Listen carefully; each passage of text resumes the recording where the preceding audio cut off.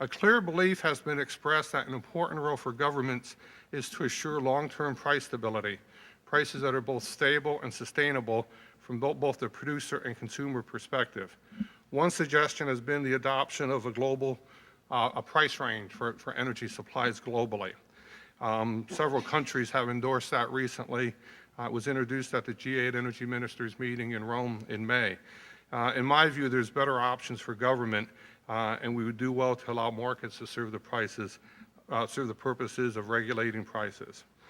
The International Energy Agency earlier this year presented a self-described, quote, scary picture by noting that energy sector global capital expenditures are projected to be down 20% from last year to this year, and investments in renewables down 38%.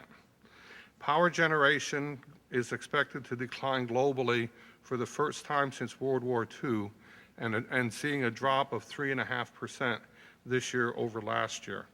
At the same time that we're seeing these drops, these major drops in investment, we have huge investment requirements needed to reduce carbon dioxide emissions and to meet future demands, which are projected to increase by 60 to 80% by 2050.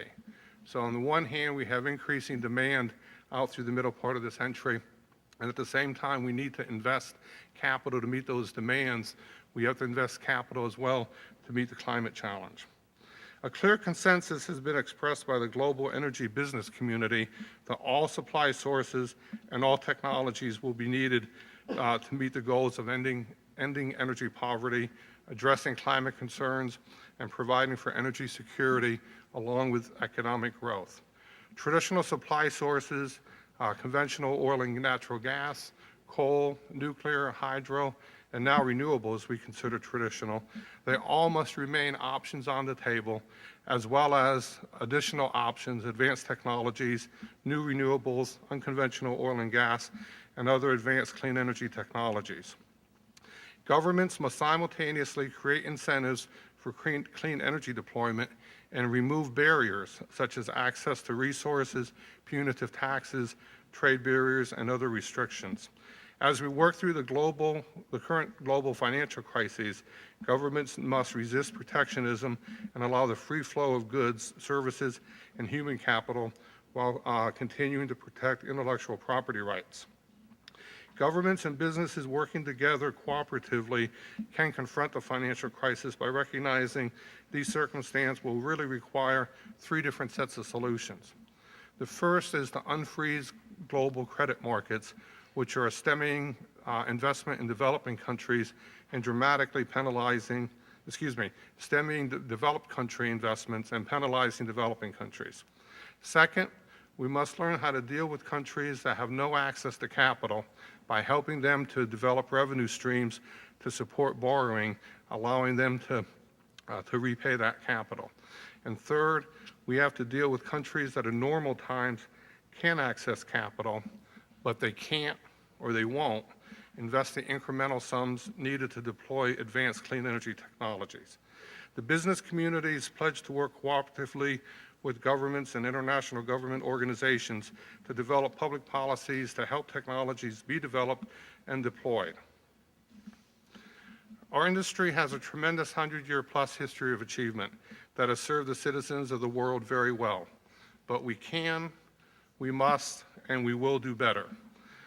With great challenges comes great opportunities. As the title of this session suggests, we have a historic moment where we can use the public interest in energy to move technologies forward with unprecedented speed. By governments working with governments on policy and governments working with the private sector to mobilize capital, we can bring the value of clean energy to those who today cannot access it and can't afford it. We need a plan to mobilize capital from the private sector to facilitate developing country investments, and we need to have this plan developed and put in motion immediately. I can't stress the urgency of moving forward. Now, we can have both modernized energy supply systems and arrive at a largely decarbonized energy future while keeping energy affordable. And this is really the central challenge. There's a lot of discussion over how expensive all of the new technologies are going to be. But our best technology won't serve our customers if they can't afford to deploy it.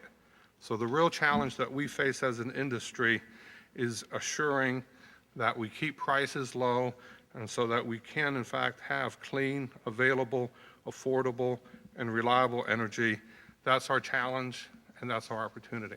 Thank you for allowing me to share some thoughts with you this afternoon.